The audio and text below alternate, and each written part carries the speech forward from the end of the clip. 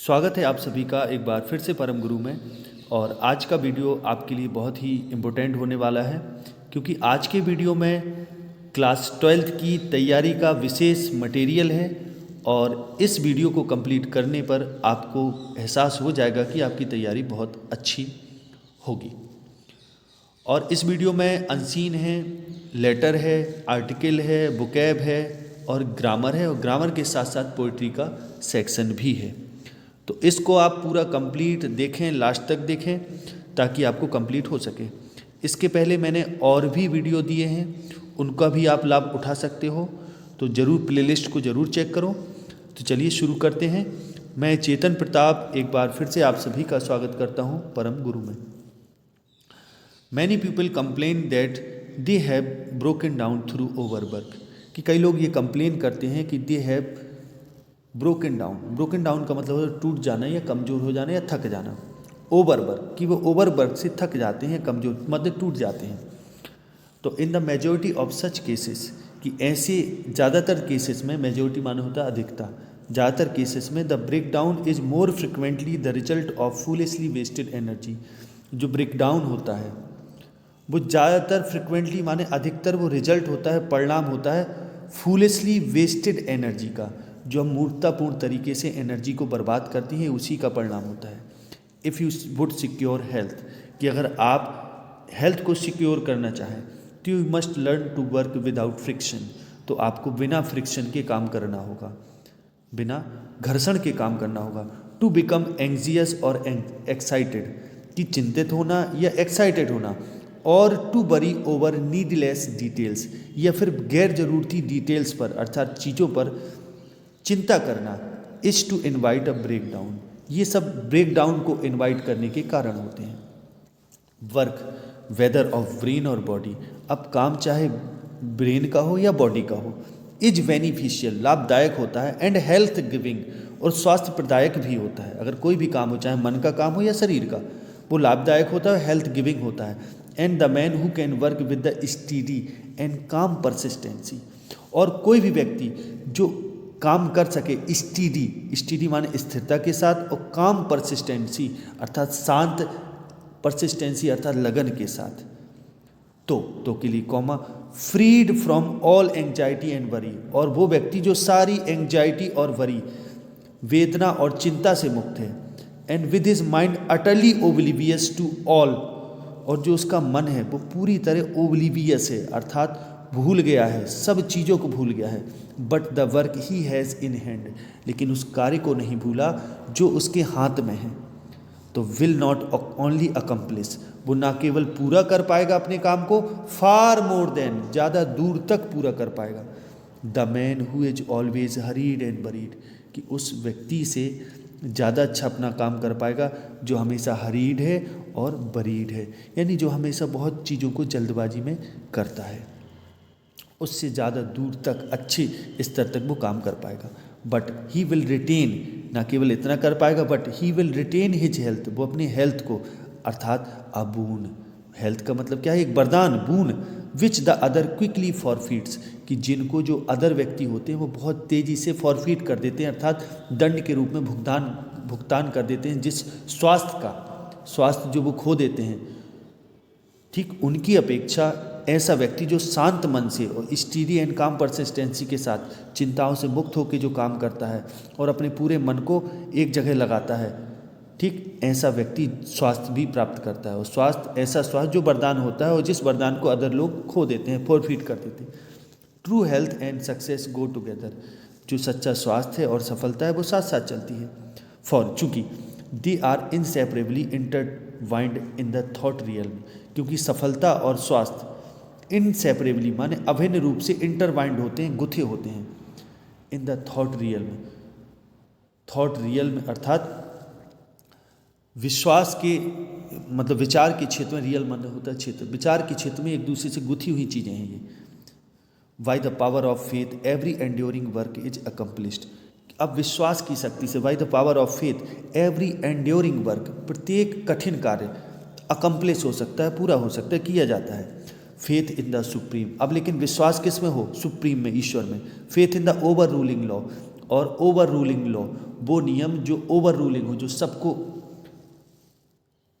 शासन, जिस नियम का सब पर शासन हो, उस नियम पर विश्वास, ईश्वर पर विश्वास, नियम पर विश्वास, और फेथ इन योर वर्क, अपने काम में विश्वास, एंड इन योर पावर, और अपनी शक्ति में विश्वास टू अकम्प्लिश दैट वर्क, कि उस शक्ति में विश्वास जो उस काम को पूरा करेगी, अकम्प्लिश करेगी।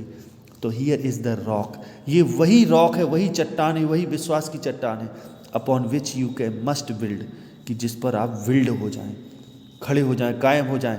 इफ़ यू वुड अचीव, अगर आप प्राप्त करना चाहें कोई चीज़, इफ़ यू वुड स्टैंड, अगर आप खड़े हो सकें, और इफ़ नॉट फॉल, और गिरे नहीं, तो आप इस विश्वास की शक्ति से कुछ भी पा सकते हैं। अब पहला क्वेश्चन है, what is the complaint of the people about their work, कि अपने काम के बारे में लोगों की कंप्लेंट क्या है। यही तो है कि ओवर वर्क से वे थक जाते हैं। तो इसका आंसर मैंने लिया हुआ है, मैनी पीपल कंप्लेन दैट, कई लोग कंप्लेन करते हैं कि they have been broken down through overwork. अब इसके बाद अगला क्वेश्चन है जो आपको देना है आंसर में। अगला क्वेश्चन है, what should be do to get perfect health, कि हमें परफेक्ट हेल्थ पाने के लिए क्या करना चाहिए, कि हमें परफेक्ट हेल्थ पाने के लिए हमें क्या करना चाहिए। तो इसका आंसर है आपका, if we want to secure perfect health, अगर हम परफेक्ट हेल्थ प्राप्त करना चाहें तो we should learn to work without friction, तो हमें बिना फ्रिक्शन के काम करना सीखना होगा। And we should be free from anxiety and worry, हमें एंग्जाइटी और वरी अर्थात चिंता से मुक्त होना पड़ेगा, यानी इतनी चीज़ों से हमें मुक्त होना पड़ेगा। आगे देखें, अगला है question, what are the causes of break down and what should we do to avoid this situation, कि ब्रेक डाउन के कारण क्या है और इस सिचुएशन को अवॉइड करने के लिए अर्थात हटाने के लिए हमें क्या करना चाहिए। तो ब्रेक डाउन का कारण क्या है, ओवरवर्क है। तो ब्रेक डाउन की जो जो कारण है उनको अपन को बताना है। तो पहला, the causes of break down are हैं overwork, worry and wasting energy, है ना, एनर्जी का वेस्ट करना, चिंता, ये सब कारण है। टू अवॉइड दिस सिचुएशन, कि इस सिचुएशन को अवॉइड करने के लिए, है ना, इस सिचुएशन को हटाने के लिए, we should be free from all type of worries and anxiety, हमें सब प्रकार की चिंताओं से क्या होना चाहिए, मुक्त होना चाहिए। वी शुड बी बरी all type of anxiety and worry, सारी प्रकार की चिंताओं से मुक्त होना चाहिए। अगला क्वेश्चन है इसी का, what will be the effect of hurried and worried if a man follow it in his life, कि अगर व्यक्ति अपने जीवन में हरीड और वरीड की जल्दबाजी करता है और चिंतित रहता है तो इसका क्या इफेक्ट हो सकता है। The effect of hurried and worried in life, the effect of hurried and worried if a man follows it in his life, कि अगर जो परिणाम है हरीड और वरीड का, अगर व्यक्ति इसको अपने जीवन में अपनाता है तो it is that he always get failure, कि यही कारण होता है जिससे हमेशा वो फेलियर होती है, उसका नुकसान होता है हमेशा। And breakdown in health, और उसका स्वास्थ्य भी क्या हो जाता है, ब्रेक डाउन हो जाता है, उसका स्वास्थ्य भी खराब हो जाता है। अब आगे देखें जरा,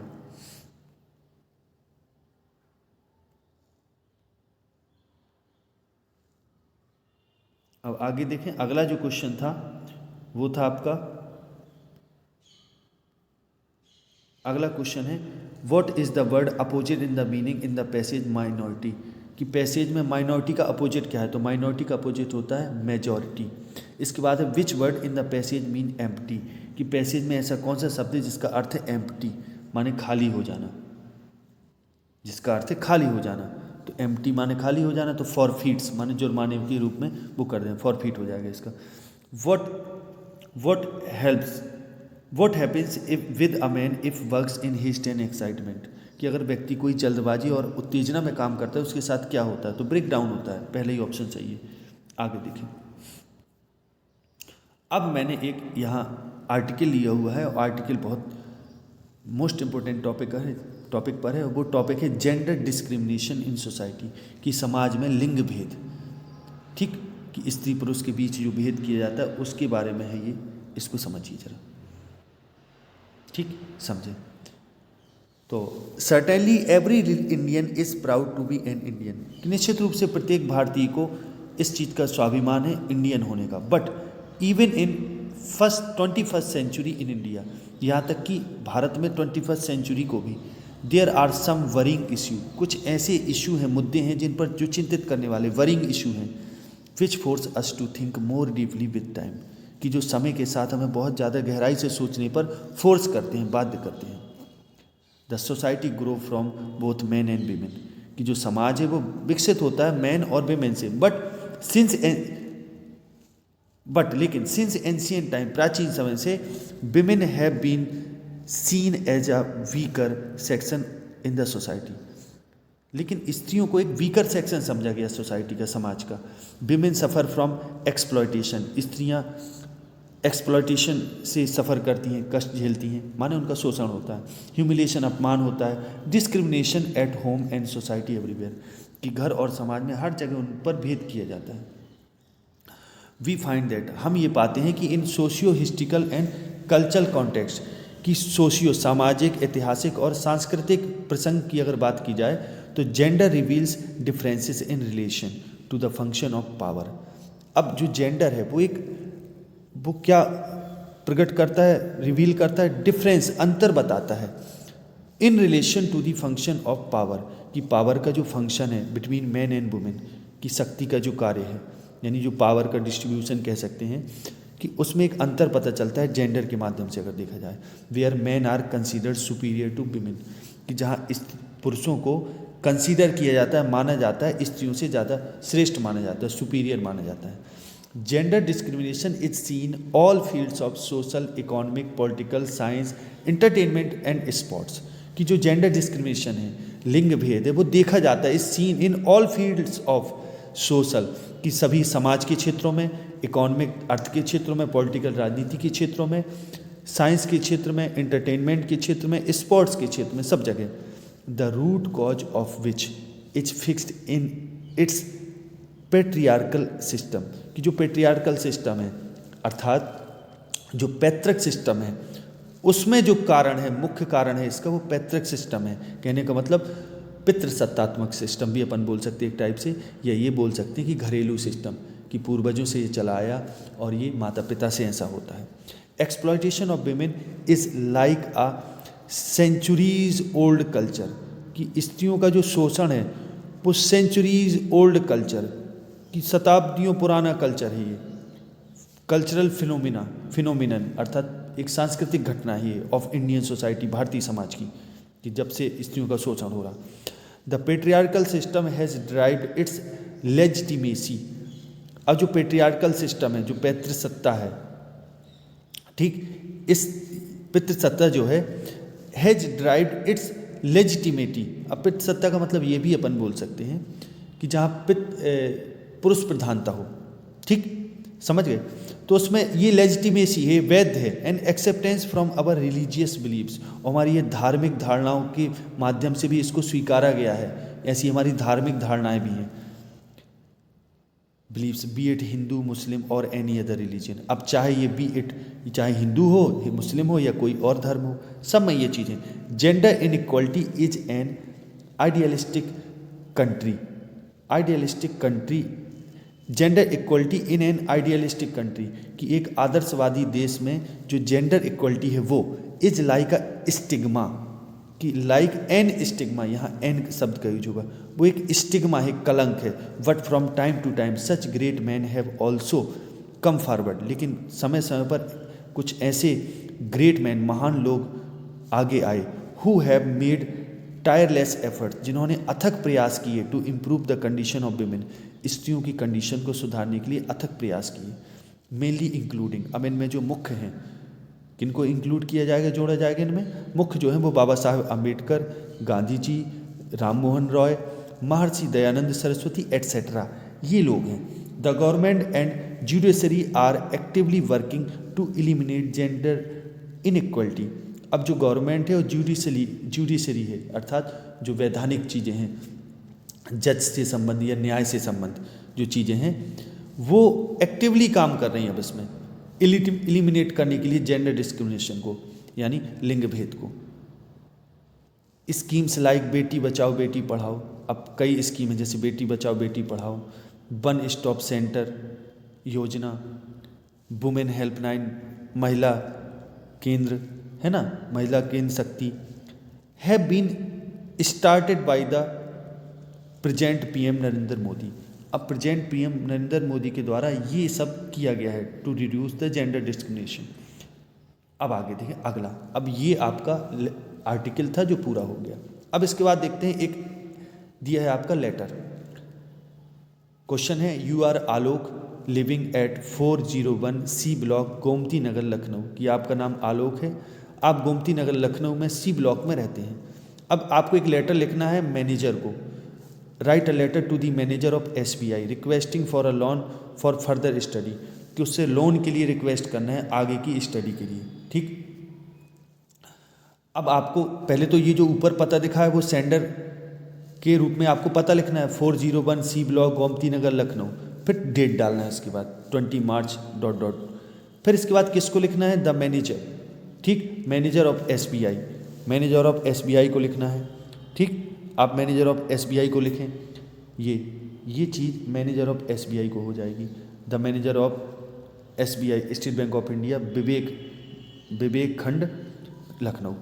ठीक, फिर इसके बाद आपको ये सब्जेक्ट बताना है कि ये सब्जेक्ट है रिक्वेस्ट फॉर स्टडी लोन, कि स्टडी लोन के लिए, कि आपको आगे फर्दर स्टडी करनी है तो उसके लिए लोन के लिए रिक्वेस्ट करना है SBI मैनेजर को। ठीक, अब आगे देखें ज़रा, तो अब सबसे पहले सैल्यूटेशन लिखेंगे। समझिए बहुत सिंपल लोन है, बहुत सिंपल लेटर है। तो डियर सर, पहले सैल्यूटेशन में डियर सर लिखेंगे। फिर इसके बाद yesterday I had non through your advertisement in the Hindustan times, कि वो ये बताना है कि मैंने हिंदुस्तान टाइम्स में जो आपका एडवर्टाइजमेंट निकला था उसके माध्यम से मुझे ये जानने को आया relating to loan for higher education, कि जो संबंधित था हायर एजुकेशन के लोन्स के संबंध में था। आई हैव क्लियर्ड IIT एग्जामिनेशन। अब ये भी बताइए, पहले तो ये बताइए कि इस कारण से मैं लिख रहा हूँ चूँकि आपका एडवर्टाइजमेंट था, और फिर बताइए कि मेरी ये योग्यता है, मैं इसके योग्य हूँ, वो बता दीजिए। I have cleared IIT examination and to take admission in Banaras, और मैं IIT एग्जामिनेशन कंप्लीट कर चुका हूँ और मैं बनारस में IIT का जो एग्जामिनेशन होता है उसको मैं कंप्लीट कर चुका हूँ, बनारस में एडमिशन लेना चाहता हूँ हिंदू यूनिवर्सिटी में।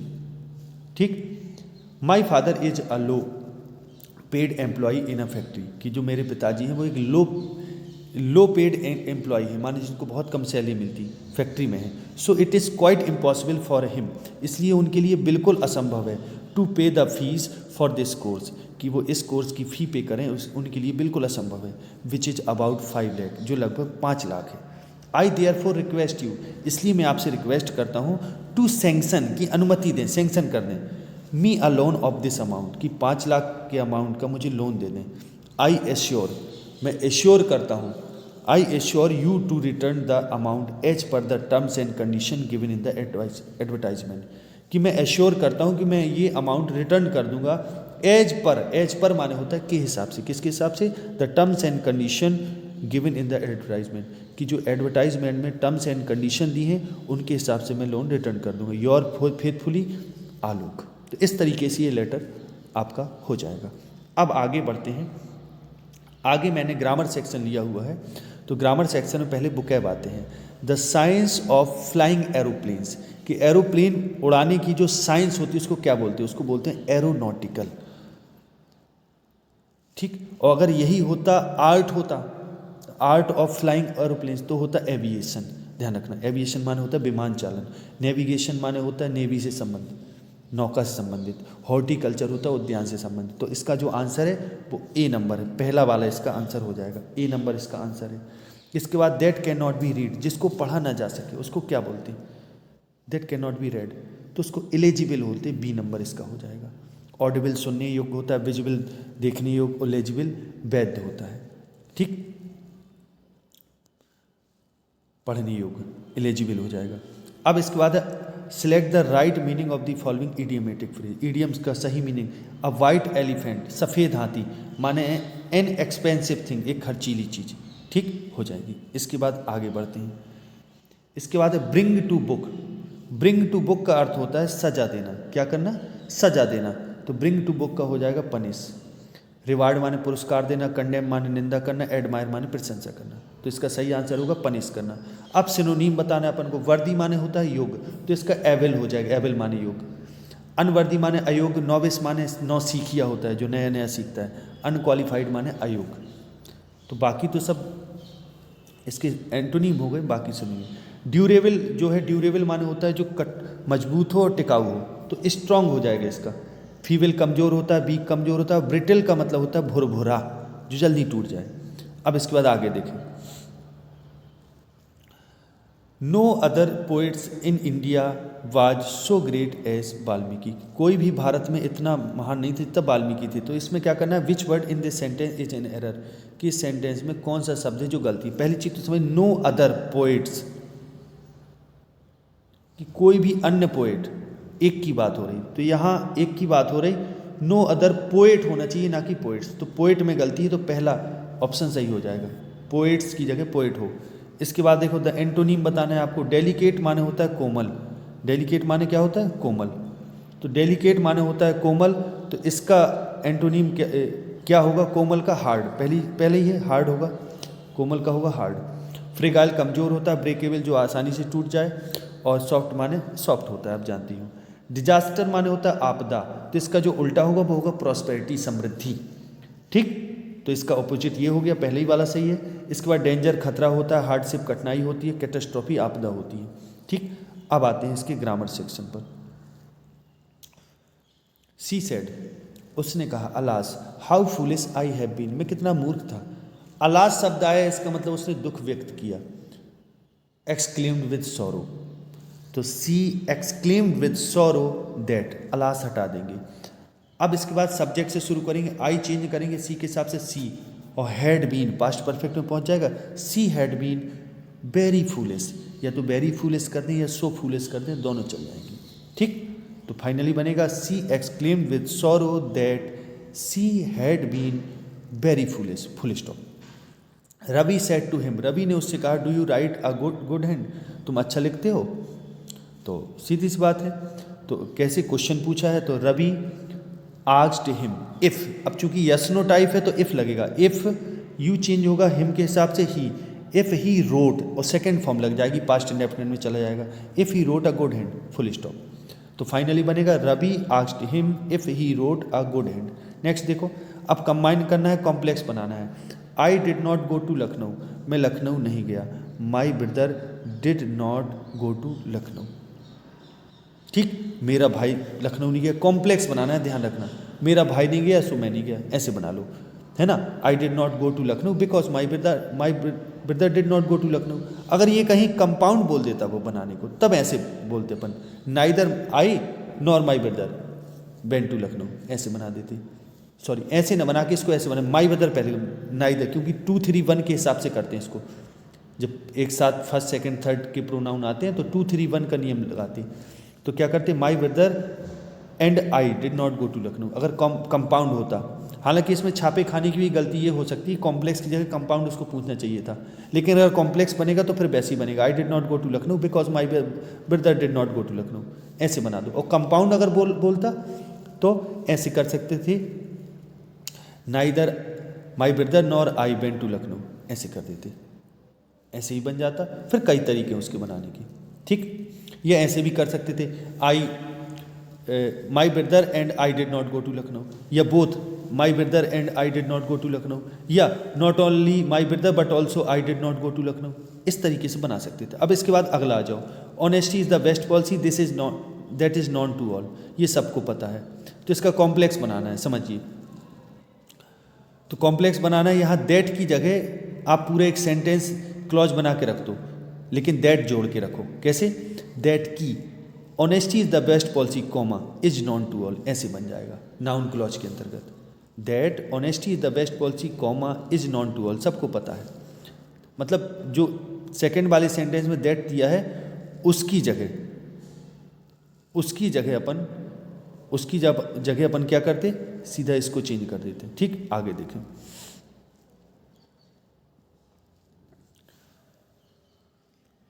आगे है आपका transform any one of the following sentence as directed. अब पैसे बनाना है। पहला दिया, tourist often through coins in fountains, जो टूरिस्ट होते हैं प्रायः फव्वारों में कॉइन्स फेंकते, क्या करते, कॉइन्स फेंकते, क्या फेंकते, coins.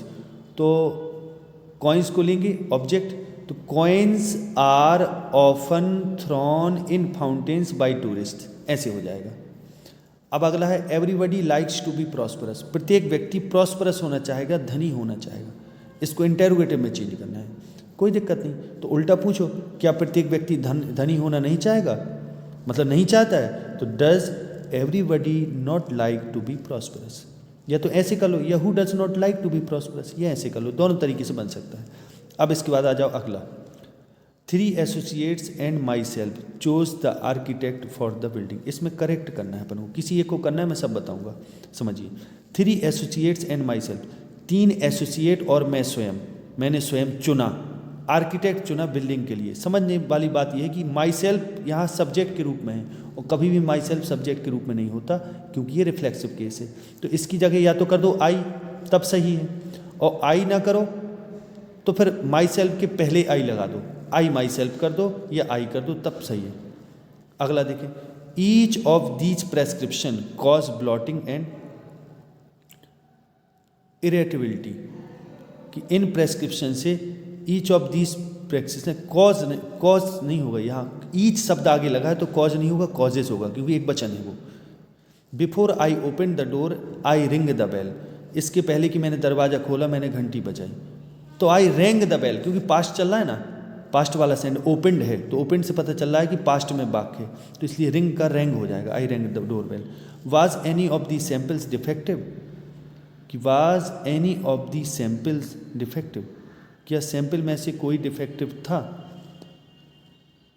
Was any of the sample ना करके सीधा करो वाज एनी सैंपल डिफेक्टिव, ये हो जाएगा, ठीक।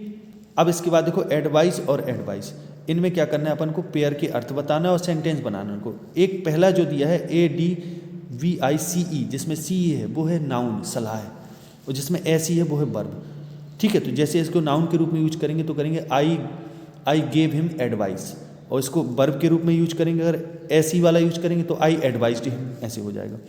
अब है फेयर और फेयर, तो पहला फेयर तो है किराया, तो I paid my fair of the rent of the house, ये हो जाएगा। और दूसरा वाला है सुंदर, तो his colour is very fair, ऐसे भी कर सकते हैं। आगे देखिए, अब है आपका स्टोरी। वृक्ष हमारे देश की अमूल्य निधि है, तो वृक्ष जो है वो हमारे देश की अमूल्य निधि है। तो ट्रीज आर, पेड़ हैं, क्या है, अमूल्य निधि, पेड़ क्या है, अमूल्य निधि है। Trees are invaluable treasure of our country, कि हमारे देश की ट्रीज जो है वो अमूल्य निधि है, माने इनवैल्यूएबल ट्रेजर है हमारे देश का, ठीक। आगे देखें, वृक्ष हमें केवल ईंधन व फल ही नहीं देते, बल्कि हमें इमारती लकड़ी तथा कुछ अन्य आवश्यक वस्तुएं भी उपलब्ध कराते। वृक्ष हमें केवल ईंधन व फल ही नहीं देते, बल्कि ये भी, तो नॉट ओनली बट ऑल्सो लगेगा। तो trees not only give us fuel and fruits but also they provide us, भी हमें उपलब्ध कराते, माने प्रोवाइड कराते, क्या, टिम्बर माने होता है लकड़ी, इमारती लकड़ी, एंड सम नेसेसरी थिंग्स, कुछ आवश्यक वस्तुएं, ठीक है। इसको मैंने लिखा है बाकायदा, यहाँ देख लें, लिखा है trees not only give us fruits and fuel but also provide us timber and other necessary things. अब आगे देखें, अब आगे जो है वो आपका समझें, आगे जो है वो है पॉपुलर वृक्ष की लकड़ी से माचिस बनाई जाती है, तो माचिस बनाई जाती है, पैसे हो गया। Match is made of the wood of popular, made of माने होता है बनी हुई होना, है ना, तो made of the wood of popular, ऐसे हो जाएगा। यूकेलिप्टस वृक्षों की लकड़ी से कागज तैयार किया जाता है, तो paper is made of the, है ना, ये is prepared, paper is prepared from the wood of eucalyptus, ऐसे भी बोल सकते।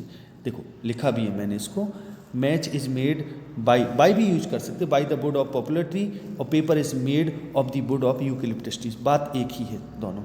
ऑफ कर दोगे तो का बना हुआ होना हो जाएगा, और बाई कर दोगे तो द्वारा बनाया जाना हो जाएगा, ठीक है, दोनों ही अपनी जगह सही है। आगे देखो, इस वृक्ष की पत्तियां कुछ औषधियों के निर्माण में भी काम आती हैं। कौन आता काम, वृक्ष की पत्तियां। तो the leaves of this trees are used, प्रयोग की जाती है, in making some medicine, in making some medicines, क्या करेंगे, the leaves of this trees are used in making some medicine, को दवाइयाँ बनाने में भी काम आती हैं।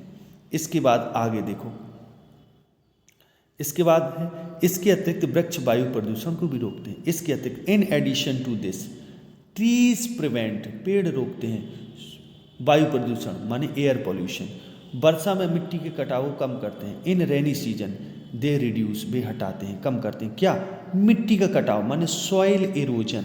देखें आगे मैंने किया है इसमें, दे रिड्यूस सॉइल इरोजन, क्या हो जाए, in rainy season they prevent soil erosion, या रिड्यूस भी कर सकते हैं, कम करते हैं, बात एक है, ये रोकते हैं, ठीक है, रिड्यूस सब ज़्यादा यहाँ उचित रहेगा।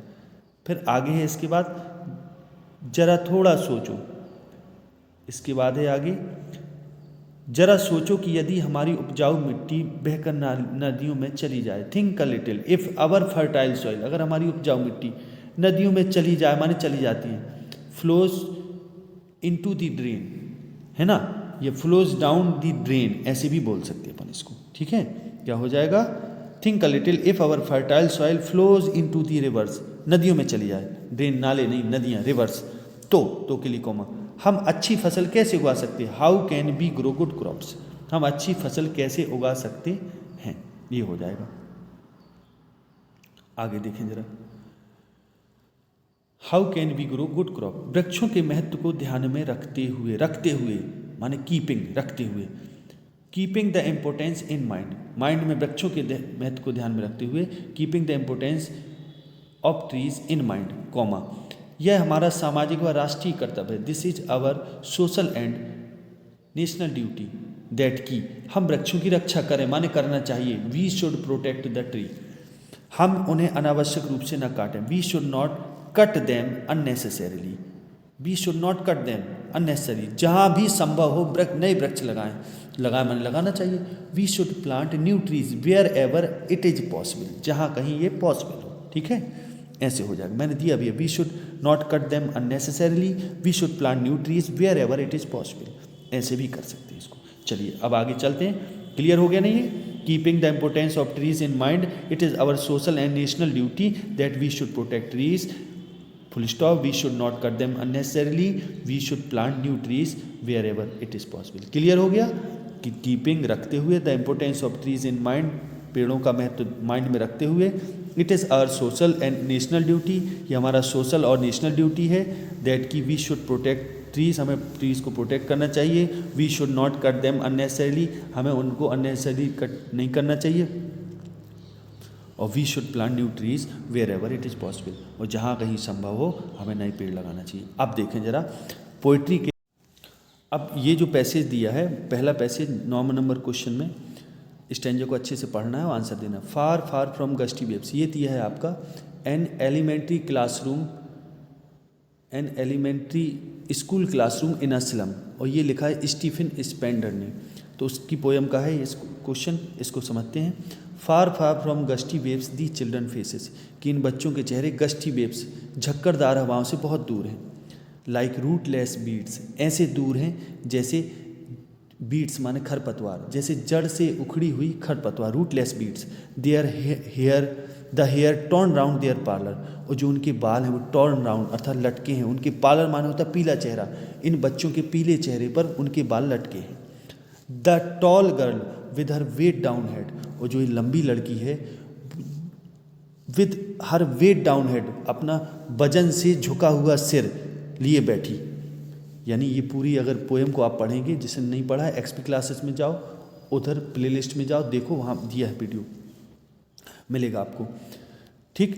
तो ये हो गया इसका अर्थ। अब पहला क्वेश्चन है हु आर दी चिल्ड्रन, ये बच्चे कौन हैं, and where are they sitting, ये बच्चे कौन हैं, तो ये बच्चे वही बच्चे हैं जो स्लम में रहते हैं, है ना, मैंने इसका आंसर लिया, the children are the poor children who live in the slum, जो स्लम में रहते हैं, they are sitting in a class of an elementary school situated in a slum, वे उस एलिमेंट्री स्कूल के क्लास में बैठे हैं जो एलिमेंट्री स्कूल स्लम में है, गंदी बस्ती में है, ठीक। आगे देखते हैं, अब अगला क्वेश्चन है इसका कि what does the poet mean by gusty waves, gusty wave से पोएट का मतलब क्या है, तो स्ट्रॉन्ग वेव से, गस्टी वेव का मतलब स्ट्रॉन्ग वेव्स, तो इसका आंसर जब आप अपन देंगे तो लिखेंगे gusty waves means strong waves, क्या लिखेंगे, gusty waves are the strong waves. अब इसके बाद नेक्स्ट क्वेश्चन है कि अब वो कह रहा है कि identify the figure of speech used in these line the children faces like rootless weeds, कि इसमें फिगर ऑफ स्पीच का यूज बताइए कहाँ हुआ। तो लाइक शब्द आया तो सिमिली का यूज हुआ है। ठीक, अब अगला देखें,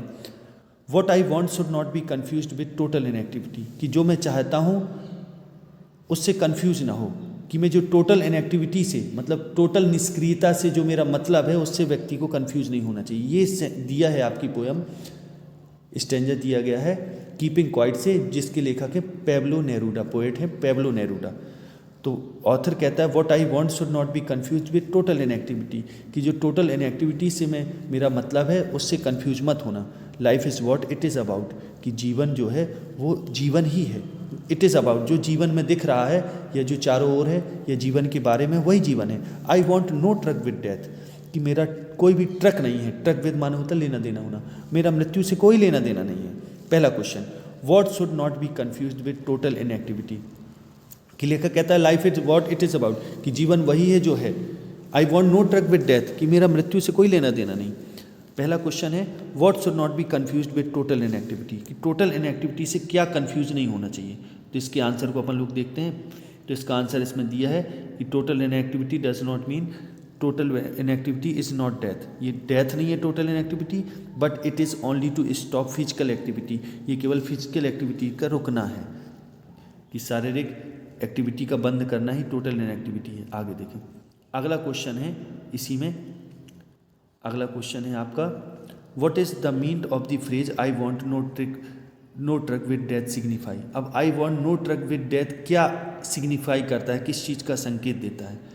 तो इसका आंसर अपन को देना है I want no truck with death signifies that the author does not have any issue with death in the matter of total inactivity, कि टोटल इनएक्टिविटी की अगर मैटर में बात की जाए तो लेखक का कोई भी इशू नहीं है, मुद्दा नहीं है मृत्यु से, यानी मृत्यु से उसका कोई लेना देना नहीं, वो मृत्यु से मतलब नहीं बता रहा।